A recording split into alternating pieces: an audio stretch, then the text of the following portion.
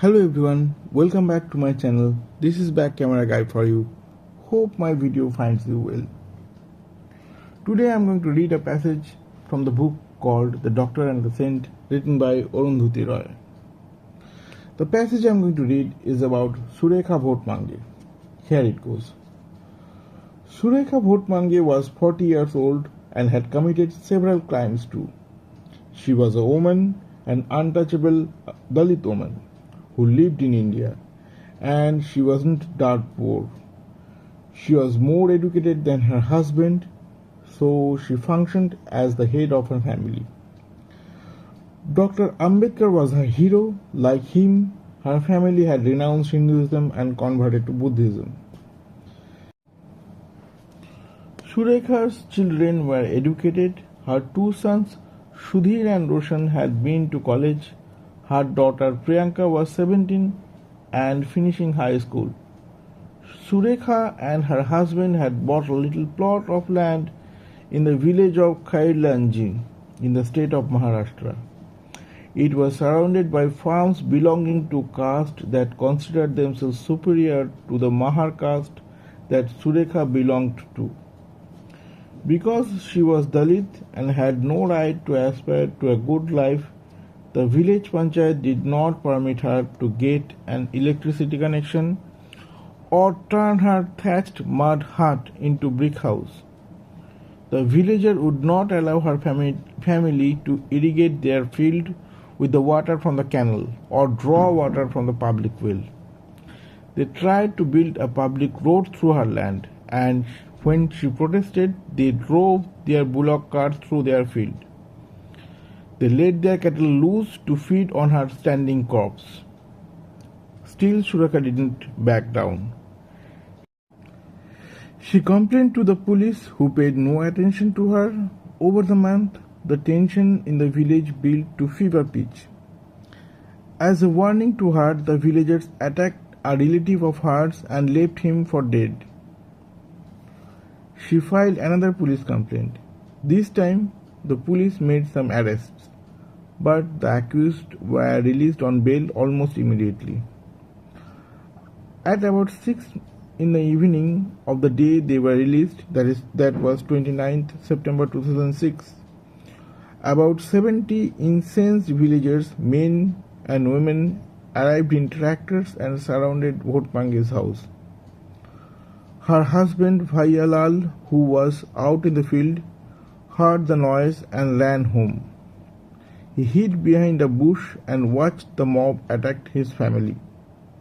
He ran to Dusala, the nearest town, and through a relative managed to call the police. Now Arundhati put this in brackets. You need context to get the police to even pick up the phone. Well, they never came. The mob dragged Surekha and Priyanka and the two boys, one of them partially blind, out of the house. The boys were ordered to rape their mother and sister. When they refused, their genitals were mutilated, and eventually they were lynched. Surekha and Priyanka were gang raped and beaten to death. The 4 bodies were dumped in nearby canal, where they were found next day. At first, the press reported it as a morality murder, suggesting that the villagers were upset because Surekha was having an affair with the relative, the man who had been previously assaulted. Mass protest by Dalit organizations eventually prodded the legal system into taking cognizance of the crime.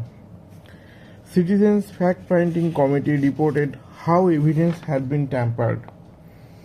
When the lower court finally pronounced a judgment, it sentenced the main perpetrators to death, but refused to invoke Scheduled Caste and Scheduled Tribe Prevention of Atrocities Act. The judge held that the Khairlanji massacre was a crime spurred by a desire of revenge. He said there was no evidence of rape and no caste angle to the killing. For a judgment to weaken the legal framework in which it presents a crime for which it then awards the death sentence makes it easy for a higher court to eventually reduce or even commute the sentence. This is not uncommon practice in India. For a court to sentence people to death, however heinous their crime, can hardly be called just.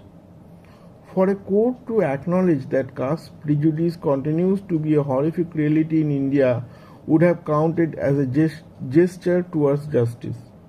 Instead, the judge simply airbrushed the caste out of the picture.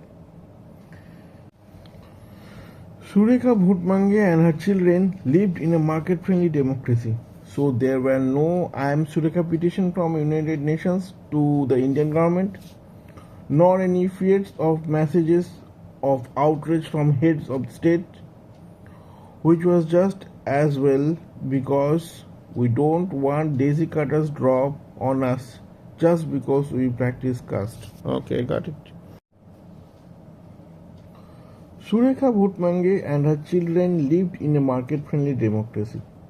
So there were no I am Surekha petition from the United Nations to the Indian government, nor any fears or messages of outrage from heads of state, which was just as well because we don't want daisy cutters drop on us just because we practice caste.